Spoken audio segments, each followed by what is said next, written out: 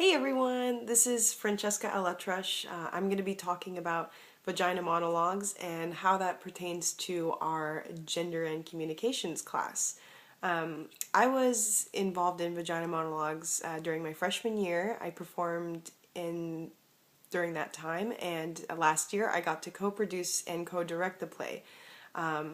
So Vagina Monologues is basically, it was this play directed by and produced by Eve Ensler, who went around and interviewed a whole bunch of different women, different backgrounds, different ages, different color, and she just asked them to talk about their vaginas, and they gave their responses, and she compiled these types of interviews into a series of monologues, ranging from really funny, really sad, horrific accounts of rape and sexual violence, some talking about masturbation, orgasms, orgasms brought about by other females. So a whole range of topics about women talking about their sexualities and their vaginas. What?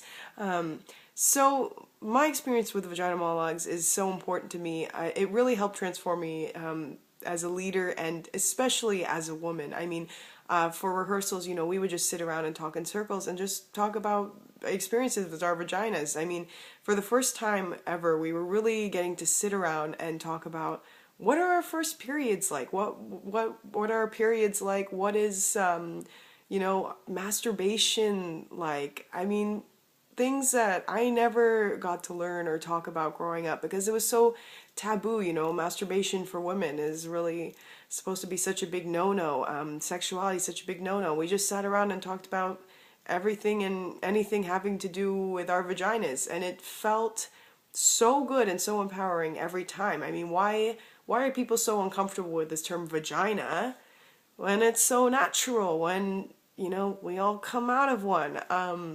So I'm going to talk a little bit about that. The main themes I want to focus on are sexual scripts and discourse and transgression, and how Vagina Monologues pertain to these themes. So for sexual scripts and discourse, we have basically our French friend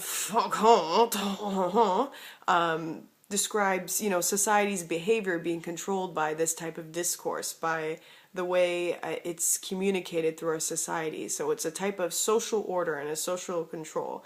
And discourse has constantly taught us that, well, growing up, women aren't supposed to really have, or talk much about sexuality or sex or, vaginas. It's really more oriented toward penis and male sexuality, to the male heterosexual sexuality, as a matter of fact.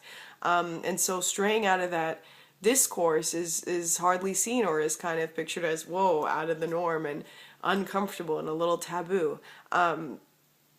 So this play, what's so exciting about it is it's not just women being like, hey, guess what? We actually do have sexualities and sexual desires and sexual experiences, but we're taking freaking power and freaking charge of those. So going into the next topic of transgression, that's basically described as crossing over any law or regulation, civil or moral, and it's crossing over those types of boundaries that are set. So I like how Foucault acknowledges that there's no one true form of gender, sexuality, or act of sex, and Vagina Monologues totally attests to this, because it's women talking about their vaginal experiences, not just with men, but with other women, talking about how they discovered their vaginas about, their own ways. They discovered it on their own, talking about their really traumatic experiences with that and how they had to learn to love themselves again through their vaginas.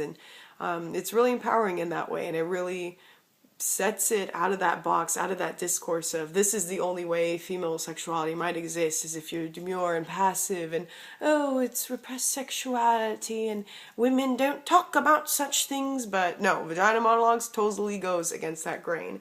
And I really like this quote from Foucault. I think it really drives to the point here too, as if sex is repressed or condemned to prohibition in non-existent and silence, then just speaking about it appears as a deliberate transgression. So just speaking about vaginas, just speaking about female masturbation, female sexuality, female birthing, periods, rape, all these types of things that happen to women, but from the women's perspective, is totally seen as transgressive. So that's why I think Vagina Monologues is so powerful and so important. If you have not seen it yet, go see it, please. Women, it's one of the most incredible experiences, vaginal, orgasmic, that you'll ever have. You'll laugh, you'll cry. I mean, and guys, you know what? It's so informative.